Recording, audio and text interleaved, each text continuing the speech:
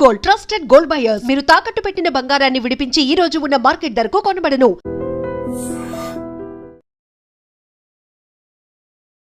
నమస్తే, welcome to iDream social spotlight with Kavitha.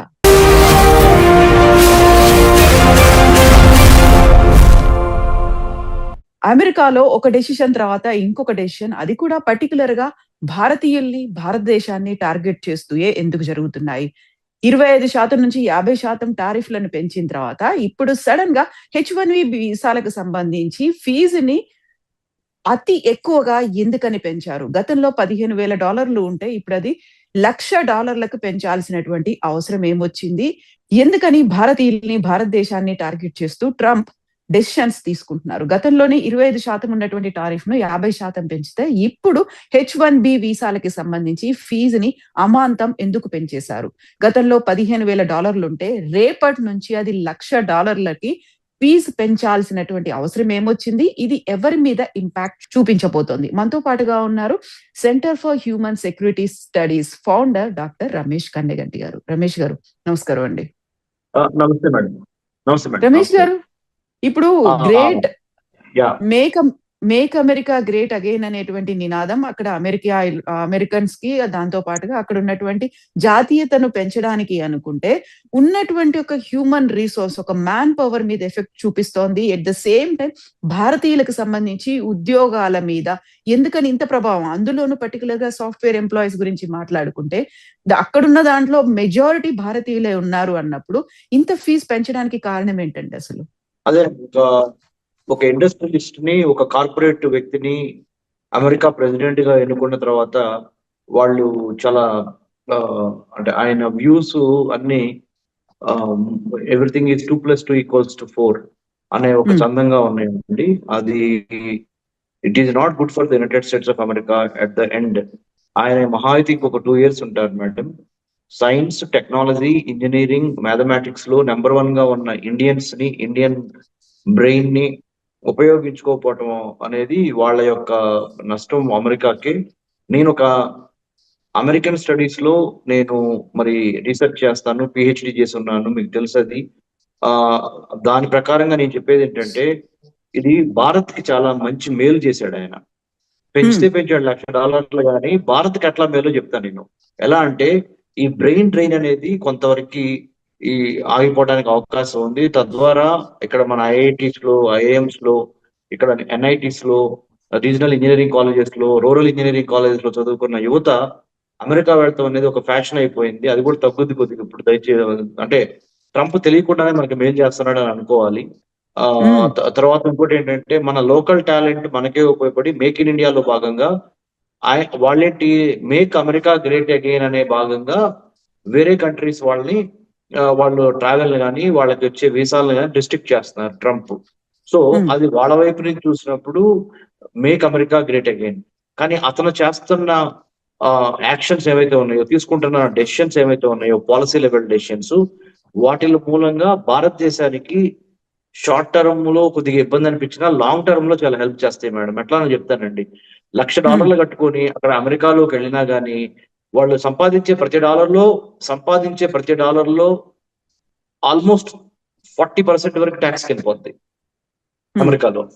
So మన ఇండియాలో అంత ట్యాక్స్ లేదు.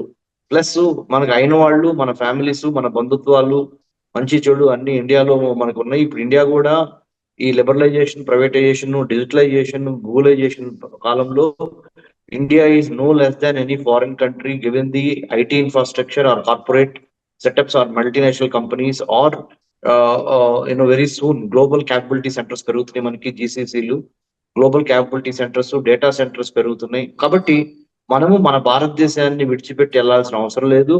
ఇది తాత్కాలికంగా మనకి ఇబ్బందిగా అనిపించవచ్చు. ట్రంప్ యొక్క తెలివి తక్కువ పనిగా మనకి కనిపించవచ్చు. కానీ భారతదేశానికి చాలా మేలు చేసినాడు ట్రంప్, కవిత గారు. సో ఇప్పుడు బ్రెయిన్ డ్రైన్ అవ్వకుండా ఉంటుంది, మన టాలెంట్ మనకు ఉపయోగపడుతుంది అని అనుకున్నప్పుడు అలాంటి అవకాశాలు ఇప్పుడు ఇమ్మీడియట్ గా మనం ఒక స్టార్ట్అప్ స్టార్ట్ చేయాలన్నా, లేకపోతే ఒక సాఫ్ట్వేర్ కంపెనీ స్టార్ట్ చేయాలన్నా, లేకుంటే ఇంకొక చోట ఉద్యోగం భారతదేశంలోనే చేసుకోవాలన్నా కానీ అలాంటి వైడ్ స్ప్రెడ్ స్కోప్ అనేది ఇప్పటికిప్పుడు కనిపిస్తుంది అంటారా? మేడం, అదే మీరు చెప్పాను. షార్ట్ టర్మ్ లో కొద్దిగా కష్టంగా అనిపించినా మన వాళ్ళల్లో ఒక అంతర్మదనం స్టార్ట్ అయింది మన ఇండియన్స్ లో, మన ఇండియన్ యూత్ లో, especially science, technology, engineering, mathematics backgrounds నుంచి ఎవరైతే ఉన్నారో వాళ్ళలో ఒక అంతర్మదనం స్టార్ట్ అవుతుంది. ఆల్రెడీ స్టార్ట్ అయింది మన భారతదేశంలో కూడా. ఏంటంటే, why not we strengthen our own country, why to work like a cyber coolie in a foreign country. I'm deliberately using this word. Cyber కూలీగా వేరే దేశంలో పనిచేయాల్సిన అఘాయిత్యం మనకేంటి? ఒక ఆంటర్ప్రినర్ గా మన భారతదేశంలోనే ఒక డెవలప్మెంటల్ ప్రాసెస్ లోకి వెళ్ళటానికి చాలా అవకాశాలు ఉన్నాయి. కాబట్టి అలాంటి ఈకో సిస్టమ్ ఉందా అని మీరు అడిగారు. ఏది అమెరికాలో ఉన్న ఈకో సిస్టమ్ లాంటిది భారతదేశంలో ఉందా? ఆ ఈకో సిస్టమ్ కోసమే కదా మనం భారతదేశం విడిచిపెట్టి అమెరికా వెళ్తుంది. అంటే పే స్ట్రక్చర్ కానీ, స్టాండర్డ్ ఆఫ్ లివింగ్ కానీ, ఈకో సిస్టమ్స్ అంటే అక్కడ ఐటీ కానీ, software, AI, new emerging technologies కానీ, ఆర్టిఫిషియల్ ఇంటెలిజెన్స్ కానీ డెవలప్ అవ్వడానికి అమెరికాలో ఎక్కువ స్కోప్ ఉంది కదా. అందుకని మన వాళ్ళు వెళ్తున్నారు కదా. ఈ $1,00,000 పెంచడం మూలాన మరి మనకి చాలా కష్టం అవుద్ది కదా H1Bకి వెళ్ళి అక్కడ మనం పనిచేయడానికి అని మీరు అడిగిన ప్రశ్న. దాంట్లో భాగంగా షార్ట్ టర్మ్ అంటే we might lose the battle, but ultimately we will win the war. The moment we don't show certain things which America has, we will concentrate on those things to build in India itself. Even though let it take another 5 years. ఒక 5 to 6 years పట్టినప్పటికీ, లేదా ఒక 10 years పట్టినప్పటికీ, 10 years is a big thing. I don't think it will take 10 years. Another 5 years down the line, we'll have the same kind of ecosystem what America has in terms of a startup company కోసం. అంటే పూర్తిగా నేను మళ్ళీ America లాగా ఒక గొప్ప భూతల స్వర్గంలాగా science టెక్నాలజీలో రాత్రికి రాత్రి మెరికల్స్ జరిగిపోతాయి ఇండియాలో అని చెప్పట్లా. But at the same time ఆ రియలైజేషన్ కనీసం ఈ ట్రంప్ చేస్తున్న నిర్ణయాల మూలాన, ఈ H1B ఫీజ్ హైక్ మూలాన అటువంటివి మనము చాలా జాగ్రత్తగా ఆలోచించి వై టు డిపెండ్. ఆల్రెడీ 1947 వరకు 1800 సంవత్సరం నుంచి 1947 వరకు ఆల్మోస్ట్ 150 సంవత్సరాలు వేరే దేశస్తులు మనల్ని పరిపాలించారు. చాలు మనకు ఆ బానిసత్వం.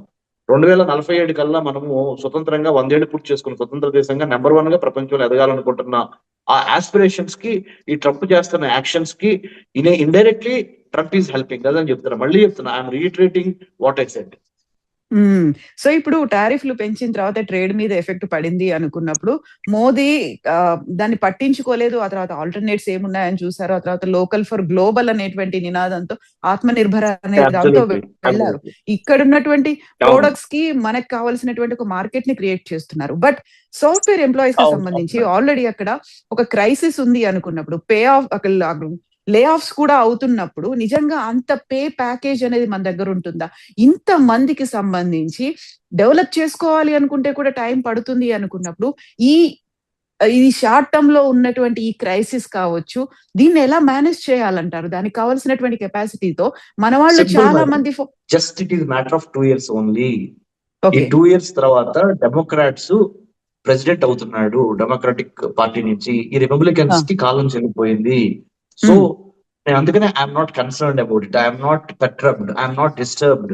బికాస్ నాకు తెలుసు, ఒక అమెరికన్ స్టడీస్ లో డాక్టరేట్ చేసి అమెరికన్ గవర్నమెంట్ ని, పాలిటిక్స్ ని, ఫారెన్ పాలసీని క్షుణ్ణంగా పరిశీలిస్తున్న వాడిగా చెప్తున్నాను. ఇట్ ఈస్ జస్ట్ ఒక టీ కప్పులో తుఫాన్.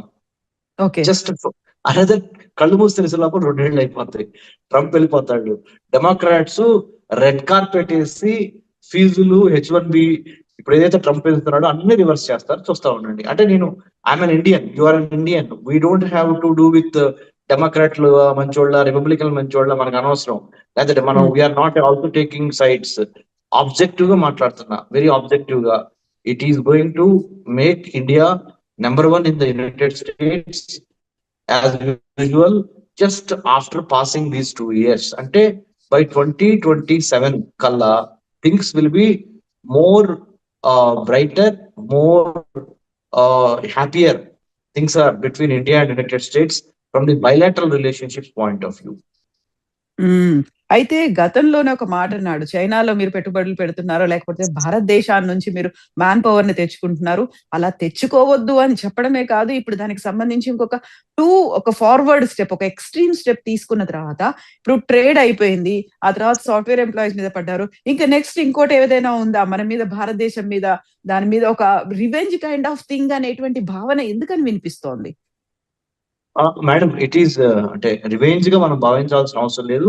అంటే అమెరికా భారత్ ని శిక్షించే స్థాయిలో ఇప్పుడు లేదు మేడం. అంటే వినమ్రంగానే చెప్తున్నా, అంటే Hmm. గర్వంతో చెప్పట్లా. America is in no position to punish India, for that matter any other country in a globalised world. ఎందుకో చెప్తాను. Hmm. ఆ ఇండియా నుంచి వాళ్ళకి ఆ సైన్స్, టెక్నాలజీ, ఇంజనీరింగ్, మ్యాథమెటిక్స్ చదువుకున్న బ్రెయిన్స్ చాలా అవసరం. నేను అదే Hmm. చెప్తున్నాను. ఓన్లీ ఈ ట్రంప్ చేసే పనులకి సొంత పార్టీలో నుంచే వాళ్ళకి చాలా తిరుగుబాటు వస్తుంది ఇప్పుడు ట్రంప్ కు వ్యతిరేకంగా, రిపబ్లికన్ పార్టీలో నుంచే. So it's just Hmm. A matter of, it's a passing phase అంతే. This is not Okay. Permanent, this is a passing phase. And trust me, more than India needs America, Americans Hmm. Need India more than ever. Okay.